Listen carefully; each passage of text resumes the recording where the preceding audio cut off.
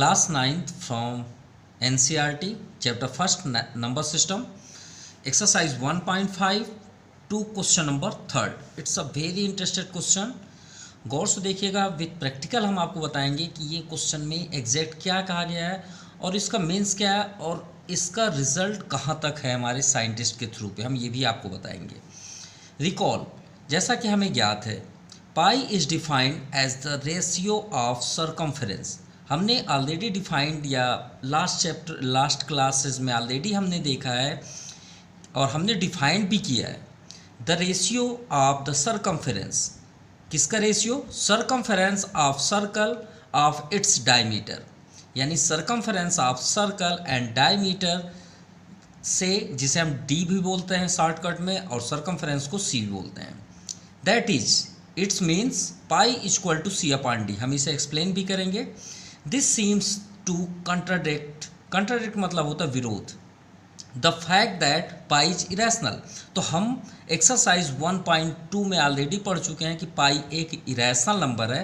तो क्या हमारा जो कंट्राडिक्शन है, यानी हम जो बात कर रहे हैं pi is a irrational number, how will you resolve this contradiction. तो आप उसे कैसे एक्सप्लेन करेंगे? तो चलिए देखते हैं इस क्वेश्चन को. तो हमने लास्ट वीडियो में यानी 1.2 में ऑलरेडी इसके बारे में एक्सप्लेनेशन किए हैं, इरेशनल क्या है. तो इरेशनल नंबर तो आप ऑलरेडी अब समझ गए होंगे, 1.1 1.5 में है. तो इसके कुछ आइडेंटिटीज़ भी देख लेते हैं कि इरेशनल की प्रॉपर्टीज़ क्या होती है. एक ही प्रॉपर्टीज़ होती है, याद रखिएगा, non terminating and non repeating. ठीक है, ना तो टर्मिनेट कभी होगा और ना ही वो रिपीट कभी होगा. जैसे इसका सबसे बेस्ट एग्जांपल है. अब फर्स्ट टाइप आपका ये हमने ऑलरेडी एक्सप्लेन किया है. सेकंड टाइप क्यूब, मतलब एक रूट फॉर्म पे होता है, चाहे क्यूब रूट हो, बस रूट से बाहर नहीं निकलना चाहिए.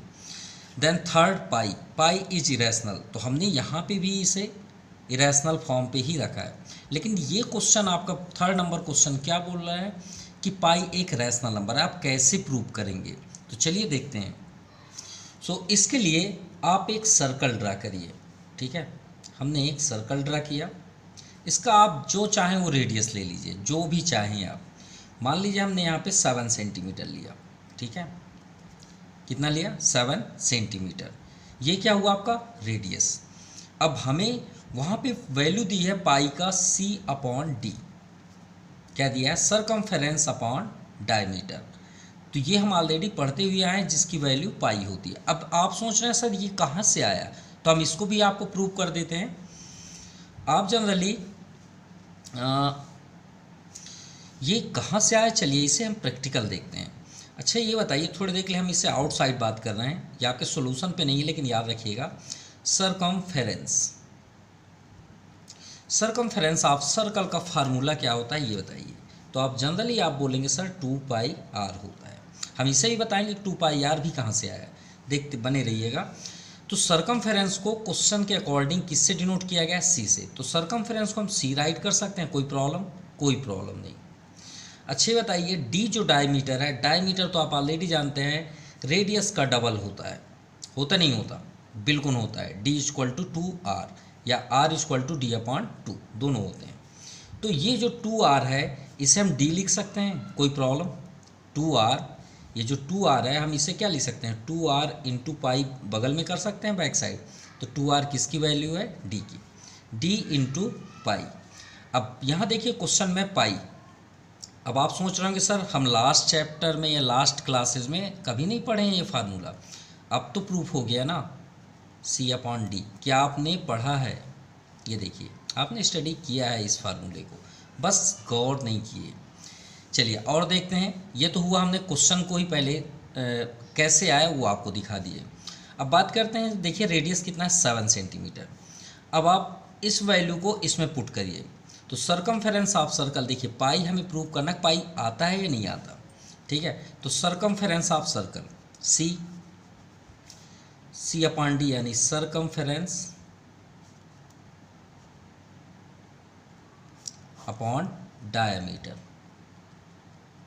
तो circumference of circle formula 2πr upon diameter 2r. ठीक है, चाहे तो आप वैल्यू रख लीजिए, पाई नहीं चाहिए. पाई की वैल्यू क्या होती है? 22/7. ठीक है, तो देखते हैं होता है नहीं होता, ये भी प्रूव करेगा. सो आप यहाँ कैंसिल मत करिएगा, वैल्यू रखिए। 2 इंटू पाई की अगर वैल्यू 22/7 हम कर दें सपोज, जबकि हम नहीं कर सकते, ये बात याद रखिएगा, हम सिर्फ प्रूव कर रहे हैं आपका 22/7 आता है या नहीं आता, ठीक है। इंटू आर यहाँ रेडियस कितना है 7 सेंटीमीटर, और यहाँ भी 2r है, या तो आप डायमीटर ले लीजिए, 7 2 जा 14, तो 2 इंटू आर, ये तो आपका ये 2 इंटू आर की वैल्यू ही 7 है, ये 7 से 7 कैंसिल, ये 2 से 2 कैंसिल, तो 22/7 रिजल्ट हुआ। तो ये किसकी वैल्यू हुई, पाई। तो यही तो हमें प्रूव करना था कि हम क्या पाई को रैशनल फॉर्म पे राइट कर सकते हैं, कर सकते हैं, ठीक है। लेकिन क्वेश्चन का कहने का ये तो ठीक था कि स्टूडेंट्स ये समझ जाएं कि हम पाई को अपॉन फॉर्म पे राइट कर सकते हैं, लेकिन आपको हम उन ग्रेट साइंटिस्टों या मैथमेटिशियनों के लैंग्वेज से बात करके बता रहे हैं कि पाई एक ऐसा रहस्य है, एक ऐसा मिस्ट्री है जिसे आज भी कोई भी साइंटिस्ट प्रूव नहीं कर पाए। ये बात हमेशा याद रखिएगा, पाई एक इरेशनल ही है, चाहे हम उसे कुछ भी बोलें, ठीक है, ये हमेशा याद रखिएगा। हम अभी यही लिखने वाले हैं कि एक रैशनल है, लेकिन जो हम स्टेटमेंट दे रहे हैं और आप अपने माइंड में रख रहे हैं वो सब कुछ रॉन्ग है। क्यों? क्योंकि पाई की मिस्ट्री ही अभी भी अधूरी है। ये हमारे स्टेटमेंट नहीं है, ये हमारे थ्रू पे नहीं बोला जा रहा, ये साइंटिस्ट के थ्रू पे है, ठीक है, ये बात याद रखिएगा। तो पाई एक मिस्ट्री है, पाई से बने हुए जितने भी फार्मूले हैं कोई भी कंप्लीट नहीं है, क्योंकि वो सभी अप्रोक्सीमेटली में है। हमने कैलकुलेशन किया कि पाई की वैल्यू 22/7 होती है। और अगर आप सोचें कि 2 पाई आर कहाँ से आए एक सर्कमफेरेंस में, तो आप मान लीजिए हम आपको बोले 30 डिग्री का एंगल ड्रा करिए। अभी इसका सोल्यूशन हम नहीं कर रहे हैं, सिर्फ आपको बता रहे हैं, हमने प्रूव कर दिया पाई की वैल्यू। मान लीजिए हमने आपसे बोला 30 डिग्री का एंगल ड्रा करिए, तो आप एक पॉइंट ऐसे लेते हैं ना, फिर यहाँ एक 30 डिग्री कैसे करते हैं, तो ये क्या हो जाता है, ये तो 30 हो गया, लेकिन ये क्या है 0 डिग्री, कितना है 0 डिग्री। अब प्रोटेक्टर को अगर हम ऐसे करके राउंड करें एक राउंड, तो ये कितने डिग्री होगा 180, ये तो आप ऑलरेडी जानते हैं, या तो फिर आपको प्रैक्टिकल भी दिखाई देते हैं। ये एक कॉर्नर में, माफ़ कीजिएगा, एक कॉर्नर में 0 और ये राउंड करते हुए कितने डिग्री आई 180, कितनी आई 180, ठीक है। अब ये पूरा आपका यहाँ तक पहुँचा तो 180 हुआ। अब इसी को अपोजिट डायरेक्शन पे फिर से यहाँ से स्टार्ट करें 0 से, ऐसे राउंड करते तो फिर 180 होगा। तो ये हो गया राउंड करते हुए एक सर्कल बन गया, फिर से 180, तो 180 प्लस 180 कितना होता है 360। क्लियर? अब ये बताइए पाई की वैल्यू ज़रूर हम बोलते हैं 22/7, लेकिन अगर आपसे कोई पूछे पाई की डिग्री क्या होती है तो आप थोड़ा सस्पेंस हो जाएंगे। पाई की जो डिग्री होती है वो 180 डिग्री होती है, इसको भी हमेशा याद रखिएगा, ठीक है। तो 180 पाई है, ये पाई, ये भी पाई, इसे रेडियन बोलते हैं, आपको 11th क्लास में इसका ज़रूर यूज होगा। पाई रेडियन बोलते हैं, ये भी रेडियन है। 2 प्रकार के एंगल मेज़रमेंट किए जाते हैं, याद रखिएगा। एंगल आप सुने होंगे, ये करते भी होंगे। इससे 2 टाइप से हम मेज़र कर सकते हैं, एक डिग्री के अकॉर्डिंग, एक रेडियन। तो पाई को रेडियन बोला जाता है। तो पाई पाई मिल के कितने हो गए 2 पाई। अब ये बताइए ये प्रोटेक्टर को किसके मीडियम से आप घुमा रहे हैं, राउंड कर रहे हैं, इस पॉइंट से यहाँ पे रख के ऐसे करते हैं ना, तो ये क्या कहलाता है आपका जो राउंडर होता है वो क्या कहलाया इसका फेस, तो आप क्या बोलेंगे इसे रेडियस, रेडियस ही बोलते हैं ना। जब ऐसे करके हम राउंड करके एक सर्कल बनाते हैं तो रेडियस। तो सिंपल है, ये जो आपका राउंड हुआ पूरा 360 डिग्री वो किसके अकॉर्डिंग हुआ, रेडियस के अकॉर्डिंग। तो 2 पाई आर ये आपका मतलब सरकमफ्रेंस का फार्मूला हो गया। चलिए, तो हमने यहाँ पे क्या रिजल्ट पाया कि एक रैशनल नंबर है। तो अगर आप सोच रहे हैं कि सर इसमें हम आंसर क्या राइट करें, तो फॉर एग्जांपल आप ये सर्कल बना लीजिएगा, इस वैल्यू को आप इसमें पुट कर लीजिएगा, ये पाई की वैल्यू फाइंड हो गई, ठीक है। इसके बाद आप यहाँ पे राइट करिएगा कि इसका जो आंसर होगा नो कंट्राडिक्शन, जो हमने एक इनके खिलाफ लेट किया, तो आप यहाँ पे लिखेंगे कंट्राडिक्शन विल बी देयर, जो दिया गया है वेन एवर, जब हम whenever we measure any length, यहाँ पे हम कोई भी लेंथ ले रहे हैं, any length with any circle या डिवाइस आप लिख लीजिए, विथ एनी डिवाइस, ठीक है, डिवाइस हो या सर्कल हो, ठीक है, device, we only get an approx, हमें अप्रोक्सीमेटली पे एक रैशनल नंबर ही फाइंड होता है। अप्रोक्स रैशनल वैल्यू, क्या फाइंड होता है? Value, rational value. So and so can not realize that, so cannot realize that either C or D, C or मतलब circumference and diameter, आप कीजिएगा, C और D is irrational। जो हमने यहाँ पे कैलकुलेट किया कि एक irrational है वो wrong है। No contradiction will be there whenever we measure any length with any device. Any device, we only get an approximately rational। तो हमें क्या फाइंड हुआ? वो रैशनल। तो हमारा जो कंट्राडिक्शन था वो फेल हो गया, ठीक है। Now question number 4, represent root 9.3 on number line. तो नंबर लाइन ऑलरेडी आपने लास्ट एक्सरसाइज में हमने एक्सप्लेन भी किया। जैसे रूट 2, रूट 3, इन सब के लिए हम क्या करते थे? एक लेंथ लेते थे, जितने भी डिस्टेंस, हमने आपको बताया कि इसके करीब आप जाइए। जैसे 2 है तो 2 के लिए हम क्या करेंगे? 2 के सबसे करीब कौन है?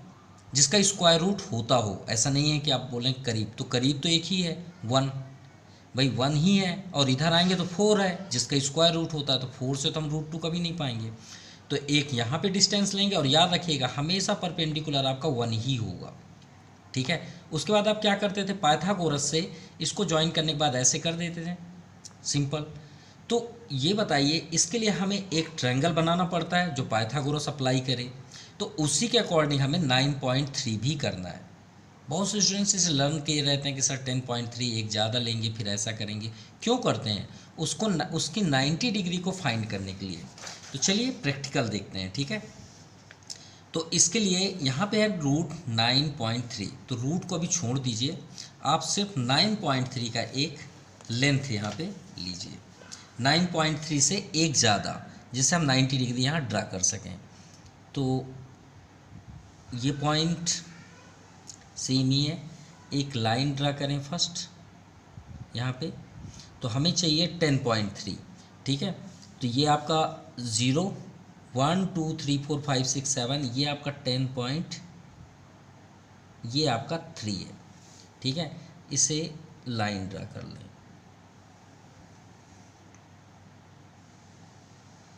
ये हो गया, ओके। अब इसके बाद हम क्या करेंगे? ये पॉइंट हुआ, ये फर्स्ट पॉइंट, एंड थर्ड पे है तो ये आपका थर्ड, और हमें चाहिए 9.3। तो इसे फर्स्ट हम नेम शो कर देते हैं, ए एंड बी, ठीक है। इतना क्लियर हो गया। हमने इसका डिस्टेंस लिया 10.3, कितना लिए? 10.3, ठीक है, ये हो गया। देन आफ्टर हमें 9.3 चाहिए, तो 1 सेंटीमीटर आप बैक आ जाइए। तो देखिए ये 10.3 था, तो 9.3 आपका ये होगा, ये पॉइंट, ठीक है। ये क्या हुआ? 9.3, और यहाँ से आपका 10.3 हो जाएगा वो। तो ये पॉइंट है, ये बी है, इसे हम लेट कर लेते हैं सी, जिसका हमें फाइंड करना है।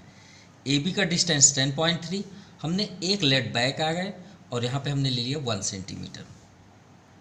अब हमें ए बी का मिड पॉइंट चाहिए, क्योंकि 90 डिग्री चाहिए। अभी हमने एक्सप्लेन किया कि आप जब तक 90 डिग्री नहीं ड्रा करेंगे तब तक पॉसिबल नहीं है। तो ये बताइए, सबसे पहले हमने किसका यहाँ पे यूज़ किया? A B. तो ए बी का आप डिस्टेंस ले लीजिए, ठीक है, या तो फिर हाफ एबव ले लीजिए। हाफ एबव है, देखिए हाफ एबव है। आप लाइन से तो ये जानते हैं परपेंडिकुलर लाइन कैसे ड्रा करते हैं। कोई भी लाइन का आप हाफ एबव ले लीजिए, और एक आर्क यहाँ पे कट कर दीजिए, एक आर्क आप डाउन साइड कट कर दीजिए, ठीक है। और उसी सेम डिस्टेंस, बिना चेंज किए डिस्टेंस, आप बी से भी, फ्रॉम बी पॉइंट यहाँ पे भी एक आर्क ड्रा करिए उसी पे, और एक डाउन साइड भी आर्क ड्रा करिए। ठीक है, अब ये दोनों आर्क को हम क्या करेंगे, ज्वाइन कर देंगे। तो चलिए देखते हैं। अब इसे गौर से पहले देख लीजिए कहाँ पे इंटरसेक्ट है। ये इंटरसेक्ट है आपका 2 पे। कहाँ पे है, 2 पे। और यहाँ पे भी देखिए ये कहाँ पे इंटरसेक्ट है आपका, 2 पे। ठीक है, अब इन दोनों को हम ज्वाइन कर लेते हैं।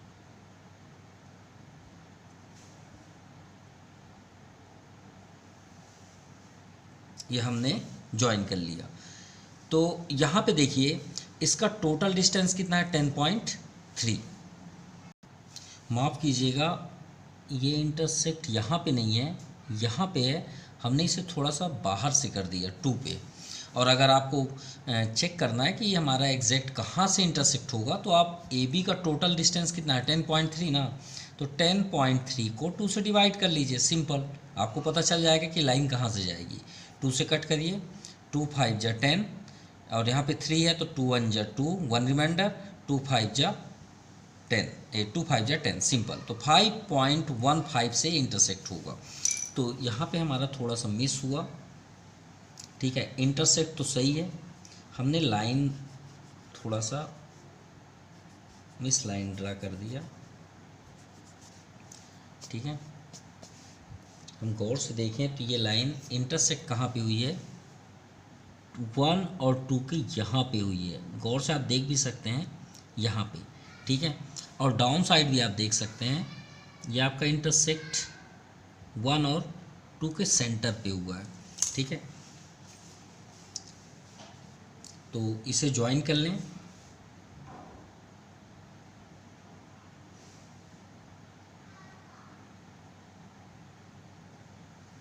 ये मतलब कहने का मीन्स है, ये जो लाइन हमने ड्रा किया ये 1 और 2 के बीच से जाएगी, और देखिए गई भी है बीच से। ठीक है, तो ये इसका परपेंडिकुलर भी हुआ और बाइसेक्टर भी हुआ। तो इनका डिस्टेंस यहाँ से यहाँ तक का डिस्टेंस कितना होगा, 5.115। चाहे तो आप राइट कर सकते हैं 5.15। क्लियर। अब हमने सेंटर लाइन क्यों ड्रा किया, क्योंकि इस पॉइंट से हम बी का डिस्टेंस लेके एक सर्कल ड्रा करेंगे, सेमी सर्कल। ठीक है, ये हो गया। देखिए इसका डिस्टेंस सेम। ठीक है, और यहाँ पे रखने के बाद हम एक सर्कल ड्रा करेंगे, सेमी सर्कल, जो पॉइंट ए को टच भी कर रहा है। ठीक है, ये हो गया। अब हमें ये गौर से देखना है कि ये हमारा एग्जैक्ट है कि हमें सी पे वर्क करना है। तो इसलिए हमने इसका मिड पॉइंट सर्च कर लिया, और सी पे हम ये देखना चाहते हैं कि कहाँ पे इंटरसेक्ट कर रही है, 90 डिग्री पे। तो यहाँ पे हम क्या करेंगे, इस लाइन को, ये जो पॉइंट 9.3 है, इसे अगर परपेंडिकुलर ड्रा करेंगे तो कहाँ पे ये टच हो रही है, सर्कल के, सेमी सर्कल की इस पॉइंट पे टच हो रही है। तो आप इसे ड्रा कर लीजिए। हमें यही तो चाहिए था 90 डिग्री के लिए। क्यों, हमने यहाँ पे आपको प्रैक्टिकली बताया कि √2 √3 का जब आप करेंगे तो जब तक आप 90 डिग्री ड्रा नहीं कर सकते, पाइथागोरस भी नहीं अप्लाई कर सकते। तो हमने ये जो वर्क किया वो क्यों किया, सी का 90 डिग्री फाइंड करने के लिए। ठीक है, सी का जहाँ से 9, देखिए यहाँ से यहाँ तक का तो 9.3 है। अब आप सोच रहे हैं सर ये सब क्या कर रहे हैं, हमें सी से जब तक 90 डिग्री इस तरह नहीं मिलेगा तो हम पाइथागोरस कैसे अप्लाई कर सकते हैं, नहीं कर सकते। तो हम यहाँ पे क्यों सर्च किए हैं, 90 डिग्री को फाइंड करने के लिए। तो उसके लिए हमने क्या किया, 10.3 लिए। अब यहाँ तक से क्यों नहीं ले लिए, यहाँ तक भी ले सकते हैं। तो उसकी आप यहाँ पे थोड़ी 90 डिग्री, मान लीजिए हम बोले बी में 90 डिग्री ड्रा करिए, मान लीजिए इसी का डिस्टेंस 9.3 है, तो बी में आप 90 कैसे ड्रा करेंगे, ऐसे खींचेंगे, कहाँ पे पॉइंट लगाएंगे, तो इस सर्कल में चाहिए ना, तभी ना आप उसका √9.3 फाइंड कर सकते हैं। तो कहाँ पे इंटरसेक्ट हुआ, इस पॉइंट पे। क्लियर। चलिए ये हो गया। अब आगे देखें। सो इस पॉइंट को हम कर देते हैं डी, और ये आपका हुआ 90 डिग्री। चलिए क्लियर हुआ। इसका डिस्टेंस भी हमें पता है कितना, 5.15। अब इसका डिस्टेंस भी हमें चाहिए। अब आप बोलेंगे सर इसका डिस्टेंस तो पता ही नहीं है, कोई बात नहीं, हमें ट्रायंगल पे वर्क करना है ना।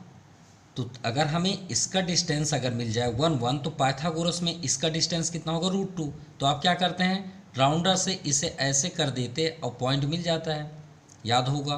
√5 भी आप ऐसे किए थे। √5 के लिए आपने क्या किया था, पॉइंट से 2 सेंटीमीटर इधर लिए, 1 सेंटीमीटर इधर, और इन दोनों को ज्वाइन किए, पाइथागोरस अप्लाई किए, तो 1 का स्क्वायर 1, 2 का स्क्वायर 4, तो 1 + 4 कितना हो गया 5, और ट्रांसफ़र किए तो √5, तो √5 का डिस्टेंस हो जाएगा, मतलब नंबर लाइन में जब करेंगे तो ये तो आपको समझ में आ गया होगा। वही तो हमें यहाँ पे भी करना है, कोई चेंज थोड़ी करना है। तो या इसका डिस्टेंस हमारे पास नहीं है, कैलकुलेट करेंगे तो मिल जाएगा, लेकिन ऐसे तो नहीं कर सकते ना, क्वेश्चन है, सॉल्व करना पड़ेगा। तो ये ट्रायंगल पहले हम ज्वाइन कर लें, उसके बाद करते हैं बात। चलिए हमने इसे ज्वाइन कर दिया। अच्छा ये बताइए, सर्कल में ये हमने एक सर्कल ड्रा किया, ठीक है, इसे क्या बोलते हैं, रेडियस ना। तो ये पॉइंट है, ये टच है, तो ये रेडियस है ना। अब ये बताइए, ये पॉइंट से ये क्या है, रेडियस ही है ना। ये पॉइंट से ये क्या है, रेडियस ही है। ये पॉइंट से ये पॉइंट क्या है, रेडियस, सिंपल, क्लियर। तो ये जब रेडियस है तो रेडियस का डिस्टेंस है तो हमारे पास 5.15, तो यहाँ पे आप कर लीजिए 5.15। एक चीज़ माफ़ कीजिएगा, यहाँ O से A तक का डिस्टेंस 5.15 है ना, O से B तक का डिस्टेंस 5.15 है, ठीक है। ये हमने यहाँ पे, ये तो 5.15 नहीं होगा ना ये, क्यों, क्योंकि ये तो टोटल डिस्टेंस है ना, ये O से B तक का डिस्टेंस है ना, कितना 5.15। ये O से B, भाई O से A, O से B, हमने इसका 90 डिग्री ड्रा किया ना कि OC का, AC का, हमने तो पूरे का किया। तो ये 5.15 है, ये भी 5.15 होगा, नो डाउट। और यहाँ से यहाँ तक का कितना हमने डिस्टेंस बैक लिया, 1 सेंटीमीटर। तो अगर हम इस पूरे लाइन से इस लाइन को माइनस कर दें तो हमें ये डिस्टेंस मिल जाएगा, बिल्कुल मिल जाएगा, क्योंकि हमें OC ही चाहिए। अच्छा ये बताइए, एक लाइन है, ठीक है, ये एक रिबन है, ये 5 मीटर की है, कितना है, 5 मीटर की है। अब मान लीजिए हम यहाँ से इसे कट करके फेंक दें 1 मीटर, कट करके हमने सीजल से इसे कट करके फेंक दिया, तो कितने मीटर हमारे पास है रिबन, 4 श्योर है। क्या किए हैं आपने, 5 में से 1 माइनस किए हैं, सिंपल। तो हमें यहाँ का डिस्टेंस मिल गया ना। तो वही तो यहाँ पे भी है, देखिए टोटल डिस्टेंस कितना है 5.15। तो यहाँ पे हम कर भी दे रहे हैं, हमें चाहिए OC, ठीक है, क्या चाहिए, OC is equal to OB, total distance क्या है OB, OB से हमने क्या माइनस किया, BC, तो OB कितना है टोटल 5.15 माइनस BC कितना है 1 सेंटीमीटर। तो 5.15 से 1 माइनस करेंगे तो 4.15। तो यहाँ पे आपका डिस्टेंस जो है वो 4.15 है, ठीक है। अब चलिए 90 के सामने तो आप जानते हैं हाइपोटेनस होता है, क्या होता है, हाइपोटेनस। ये आपका परपेंडी है और ये क्या है, बेस। तो इसके लिए हम पाइथागोरस अप्लाई करते हैं। तो चलिए पाइथागोरस अप्लाई करते हैं, DCO। तो in triangle, in right triangle DCO from Pythagoras,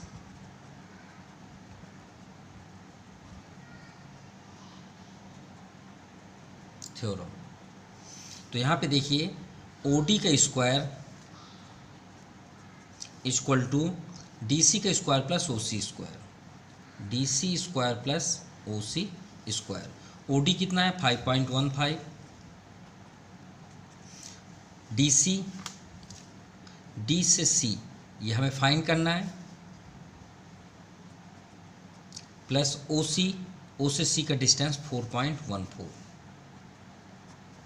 चलिए हमें DC चाहिए, तो DC को स्टॉप कर लीजिए, इसे ट्रांसफ़र कर लीजिए, 5.15 स्क्वायर माइनस 4.15 स्क्वायर। तो यहाँ पे आप घबराने की ज़रूरत नहीं है, आप सोचना है सर करना क्या है, तो A square minus B square कर लीजिए, कोई प्रॉब्लम नहीं है, ठीक है। क्या फार्मूला होता है, A square minus B square, A plus B, A minus B। तो 5.15 प्लस 4.15 और 5.15 माइनस 4.15 एंड DC स्क्वायर। तो ऐड करेंगे 5 5 10, 1 2 and 3, 5 4 9, 9.30 इंटू 5 माइनस 5, ये तो 0 हो जाएंगे, 5 माइनस 4 1, ठीक है। ये पॉइंट में है 1 है, ठीक है। तो 1 का इंटू करेंगे, 1 है 100 नहीं है, 1 है 1.00। सो डी सी इक्वल टू क्या हो जाएगा, रूट 9.3। क्या हो गया, 9.3। और यही तो हमें फाइंड करना था, 9.3। चलिए डी सी का हमें डिस्टेंस मिल गया कि डी सी का जो डिस्टेंस है वो क्या है, रूट 9.3, रूट 9.3। अब आप क्या करेंगे इसे, अब ये उसका सेंटर पॉइंट हुआ, क्या हुआ, सेंटर पॉइंट। अब यहाँ पे आप रखिए और एक आर्क ऐसे करके यहाँ पे ड्रा कर दीजिए, ठीक है। फिर से रिपीट कर रहे हैं, ये हमने ऐसे किया, ठीक है। इस पॉइंट से आप यहाँ पे ड्रा कर दीजिए, ठीक है। ये लाइन को इंटरसेक्ट होते हुए जाए। अब इस लाइन को स्केल बाय स्केल इसे आगे तक ज्वाइन कर लीजिए।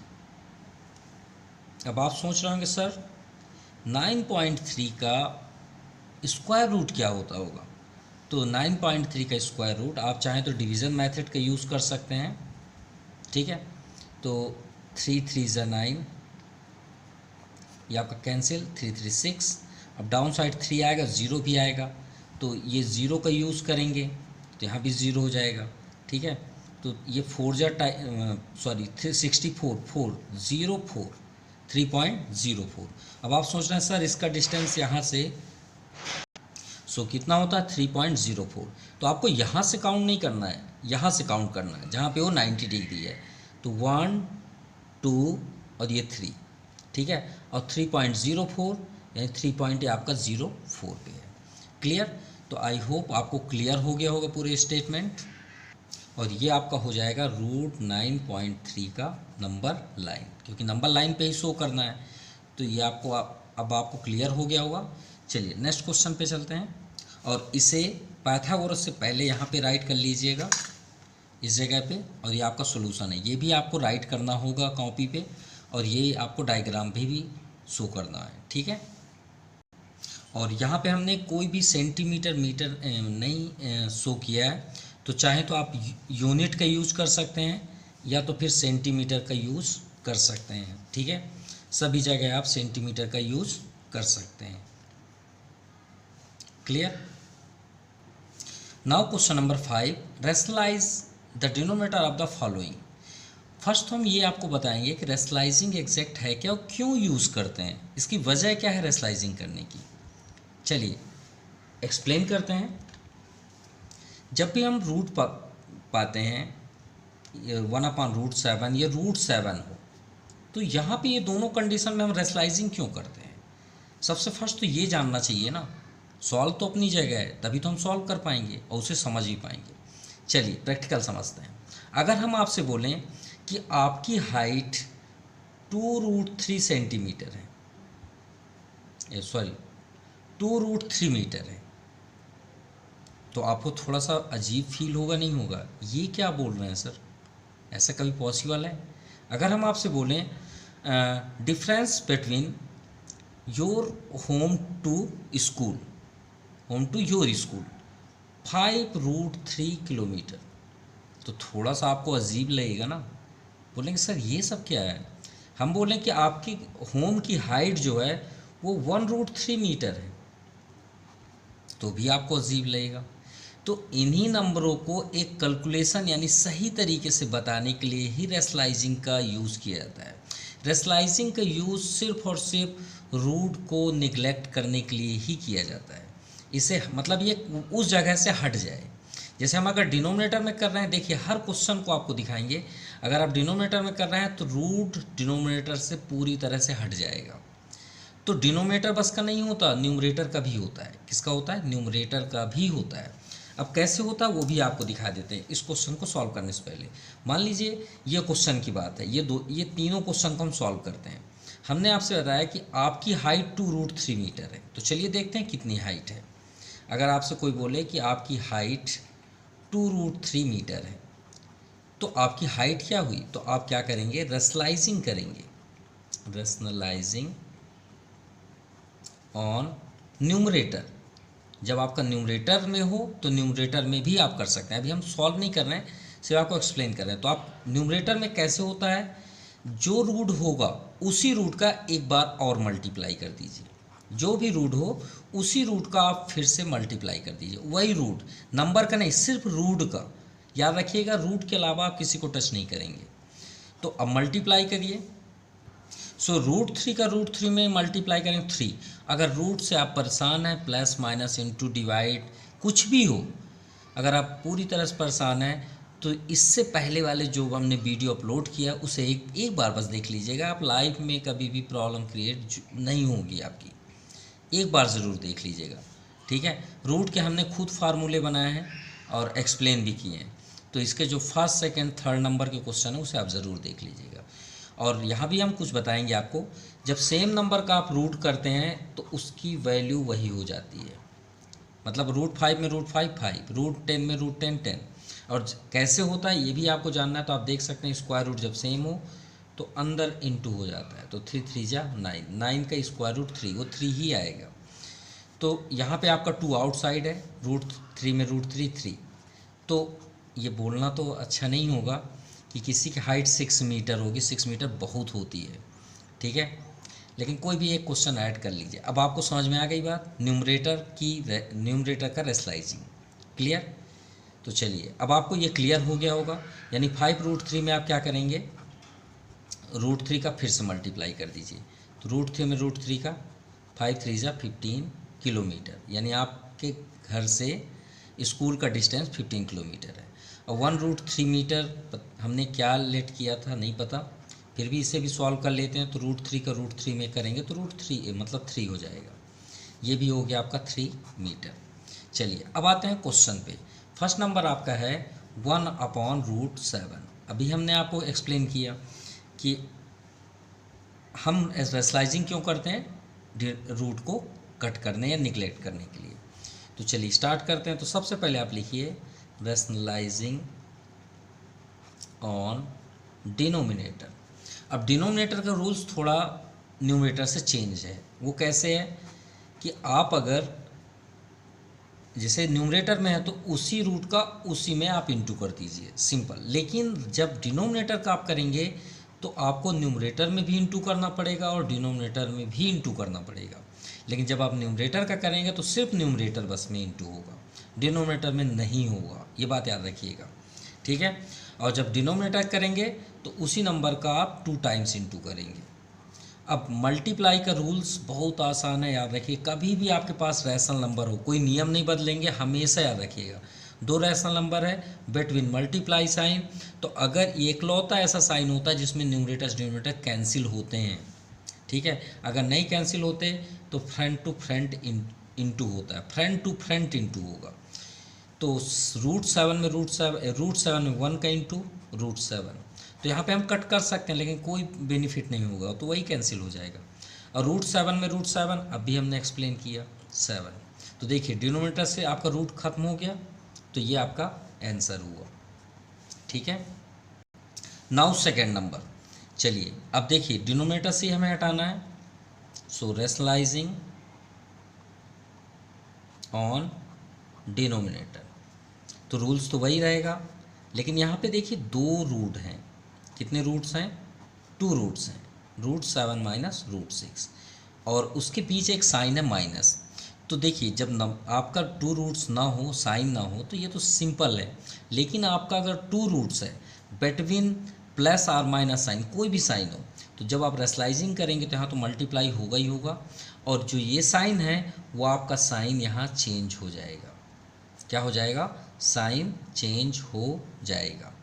और क्वाड्रेटिक इक्वेशन में एक फार्मूला है a² माइनस b²। अभी हमने √9.3 वाले क्वेश्चन में यूज भी किया है, जब a² माइनस b² का।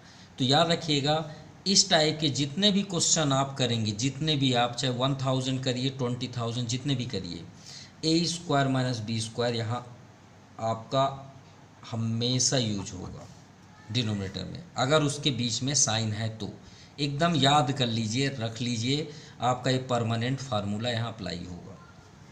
और अभी हमने मल्टीप्लाई का रूल्स बताया कि न्यूमरेटर में आप डायरेक्ट इंटू करेंगे, डिनोमिनेटर में डायरेक्ट। तो 1 में आप √7 प्लस √6 करेंगे तो वही रहेगा, क्योंकि वहाँ पे बगल में 1 है, कोई फ़र्क ही नहीं पड़ेगा। और यहाँ परमानेंट फार्मूला है आपका a minus B A plus B, A square यानी √7² माइनस बी स्क्वायर यानी √6 का स्क्वायर, और √7 प्लस √6, और अभी हमने लास्ट में ही बताया कि √7 का 2 टाइम्स करेंगे तो आपका 7 ही होगा, √6 का 2 टाइम्स मल्टीप्लाई करेंगे तो भी आपका 6 ही होगा। ये आपके सामने है। अब 7 माइनस 6 तो 1 होगा, तो ये आपका फाइनल आंसर है। ठीक है, चलिए थर्ड नंबर देखते हैं।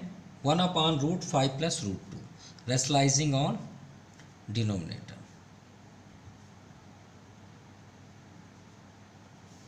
तो रूल्स तो वही है, इसमें आपका प्लस साइन है तो चेंज हो के क्या हो जाएगा, माइनस साइन।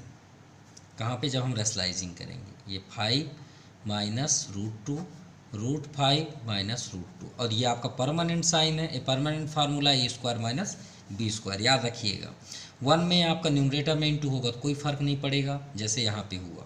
तो √5 माइनस √2। अब यहाँ formula a plus B A minus B, a² minus b²। So √5 minus √2 upon √5 का 2 टाइम्स करेंगे तो 5 ही होगा, √2 का 2 टाइम्स करेंगे तो 2 ही होगा, नो डाउट। सो √5 माइनस √2 अपॉन 5 माइनस 2 3।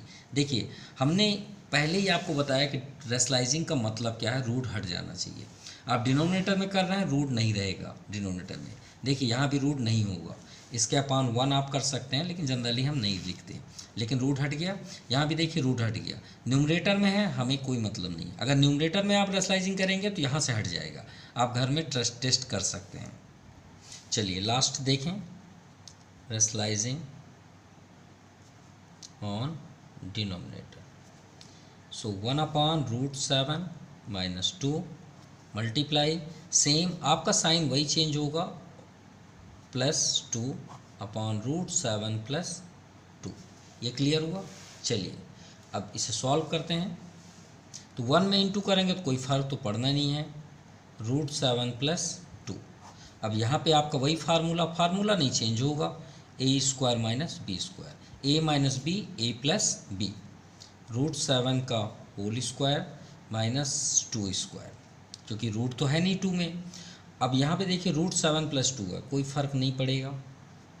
√7 का 2 टाइम्स करेंगे तो 7 होगा, माइनस 2 2 ज़ा 4, 7 माइनस 4 3, और ये आपका फाइनल आंसर है, √7 plus 2 upon 3। This is the answer. So this exercise completed. Thank you, have a nice day.